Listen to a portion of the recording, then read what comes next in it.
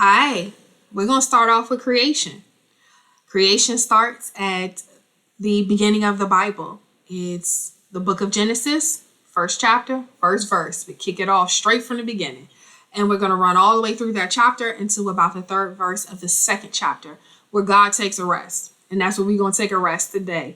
So, kicking off creation, I want you to remember two very important things. There are descriptions in here that start off with what God did, then how he did it. And we're going to address that in here because it's how we understand how to read this. So the very first thing that we see is Genesis chapter 1, verse 1. And it says, in the beginning, God created the heavens and the earth. So it says what he did. Then it says the earth was void and without form. How he did it. If you are an artist and you are getting ready to create something, you have all your raw materials together, you got to collect everything and you got to set it all up, and then you begin to create a masterpiece. But when you have all of your materials sitting down in front of you, it's kind of cluttered and messy, and it doesn't make much sense to somebody who's on the outside looking in. And so right now the earth is void and without form, and we on the outside looking in. It doesn't look like much. But as we keep going, we look and we see that God begins to create. And as he creates, he spends the next 6 days creating things. So the very first thing he has to create is time. So what he creates is he calls for light, and light comes. He creates light, and it separates the light and the darkness. And what that does is it creates time. There is a full period of light and a full period of darkness, which is day and night. That is one day. So the very first thing he creates is dark and light and day and night, and that is day one. He creates time. And so now that he creates time, we can mark the time on everything else that he's creating. So on the second day, God creates the sky. Our sky, that is that dome that some versions of the Bible talk about. It's the firmament. But what that is that's your ozone. That's your atmosphere. That is literally what goes around the earth and holds it into the place it's supposed to be. It's what makes up stay up and what makes down stay down. It is gravity. It is all of those wonderful physics things that we learn about in our science classes. It is the space where planes fly and the pressures that make them stay up and not just plummet to the ground whenever it feels like it. It is what sets these kind of things in motion. It is also a space above where our galaxies and our planets and things can exist and not just come hurtling towards each other. He created inside and outside of the earth, basically. So day 2 is marked by the passage of time for the sun to be out. For the light to be out, because we don't have a sun yet. The light to be out, and then a passage of time for the darkness to be out. And that is day 2. Day 3. Day 3 kicks off, and God was like, okay, I've separated everything out. Let me take a look at what I have now. And what he does is he calls the rivers and oceans and seas, these bodies of water, he calls them back and tells them where they can go. He sets the boundaries for our oceans. He says, let me see this land and water you slide back so that this land is functional. And he sets this in place. He creates land, and then he creates the trees, the plants, and the vegetation that's on this land. He created grass at this point. There are reeds and trees and flowers and all types of wonderful, beautiful things. And what God does with this vegetation, this life that he creates, is he blesses it and gives it the ability to multiply on its own. He has now set into motion another thing. So the sun moves. I keep saying the sun. The sun is not on scene yet. This light has a time period. And when that time period is done, it's time for night. It's time for darkness. And when that time period is done, our light comes back. There is a cycle. There is a point where they have been marked, and that's it. They get to run. And God does not physically have to say, hey, light, it's your turn. Night back up. Darkness, go on somewhere. He doesn't have to do that because he set it in motion. He set a cycle. He set a process in place, a system that's going to run, and it's obedient to him. The next thing that he sets into motion is the life cycle of these plants.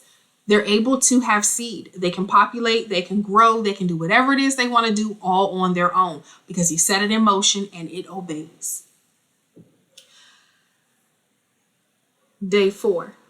Way down in day 4, almost at the end of the week, God gives us the sun, the moon, and the stars. At this point, he has now determined that I'm going to create 2 lights. There's going to be 2 great lights that are going to be there, and the sun will have the day and the moon will have the night, so that we have light at both times. Anybody that lives out in the country or visited the country knows it is dark.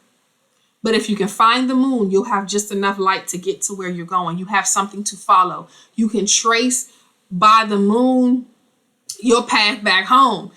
If you've ever been out and you're lost in the woods or something like that, they teach you to look for moon and stars and things like that because it helps you navigationally. God created that, set it in that firmament, that dome. He put it in the sky for you so that you have it and you can see it.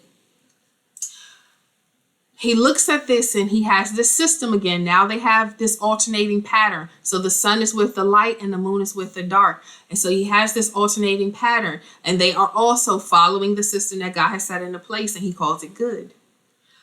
These boundaries for the seas and the ocean and in the land, God called it good. When things are obedient to him, he calls them good.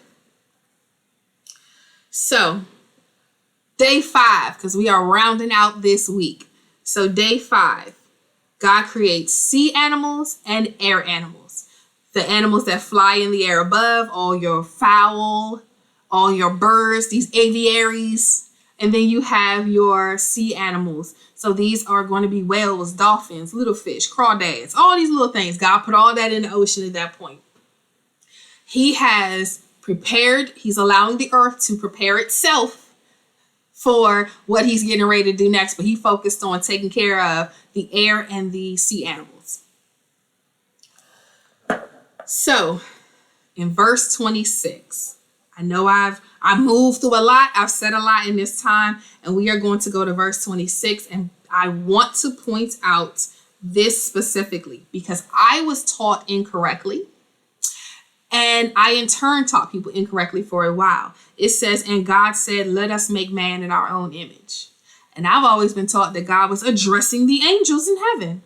He was addressing the angels. We're like, hey, guys, let's get to work. But God created.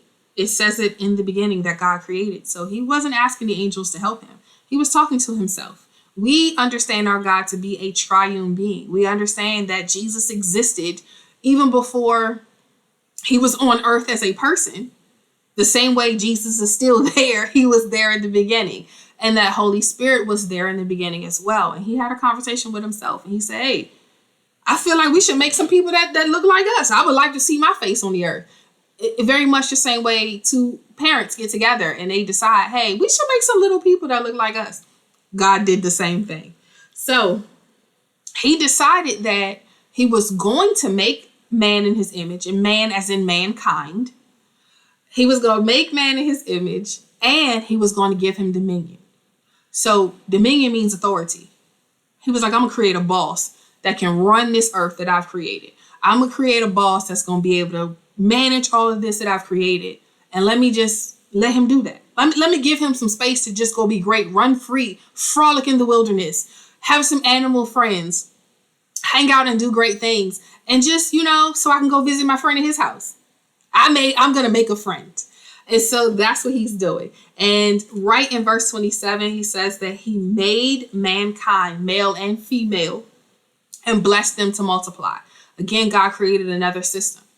He said, I don't have to go down and physically plant seeds inside of their belly so they can make more people. I'm going to give them the ability to do it on their own.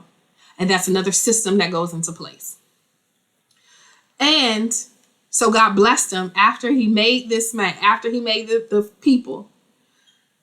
I'm going to give them dominion.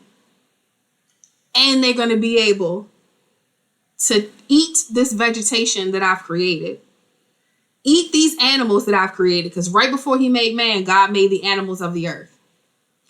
He put all the cows and chickens and horses and whatever else was on here, tigers and lions and bears. Oh my, they're all out here. And at that point, God said, I'm going to give him dominion over that. So he's not prey.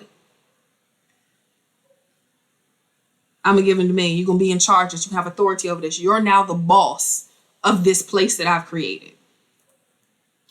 He created and then put man in place as the CEO of the whole thing. You got to run this. And so he looked and he saw everything that he had created. We have gone through 6 days of creation. He has worked for 6 solid days and he has put all of this into creation. And he looked at it and saw that it was very good. He was like, chef's kiss.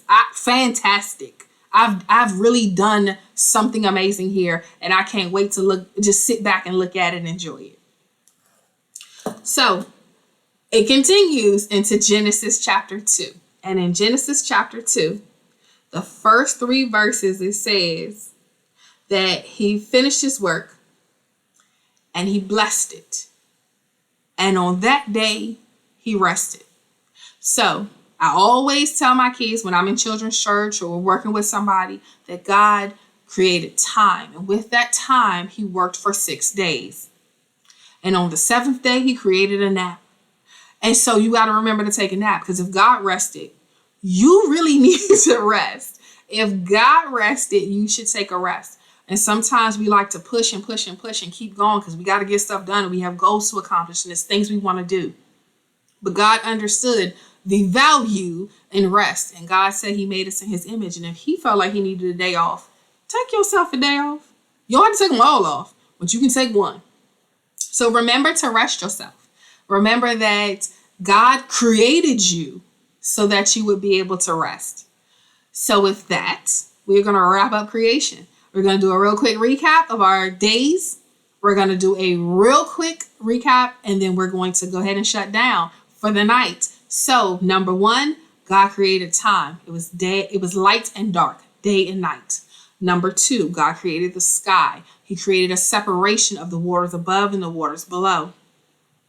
3, he separated the land and water. He called land up and he pushed the water back. So now we have boundaries to where land and sea are. And they obey. Then on that dry land that he's now separated out, he put plants, trees, vegetation, and gave them seed so that they can consistently reproduce on their own. He created systems. On day 4, he gave us the sun, the moon, and the stars. On day 4, he gave us the sun, but day 1, he gave us light. I'm not bound by the rules of these light bills. I don't have to panic about stuff like that because my God can create light without the sun. So I know he can create some stuff for me outside of what nature says is possible. So day 4, he gave us the sun, the moon, and the stars. Day 5, he gave us sea animals in the oceans and sky animals, air animals, these birds and things that fly and exist in the air. On day 6, he created the animals on the earth, all the cattle, all the herds, all the running, jumping, leaping things that exist on the earth. He created those animals. And as chief of those animals, he created mankind.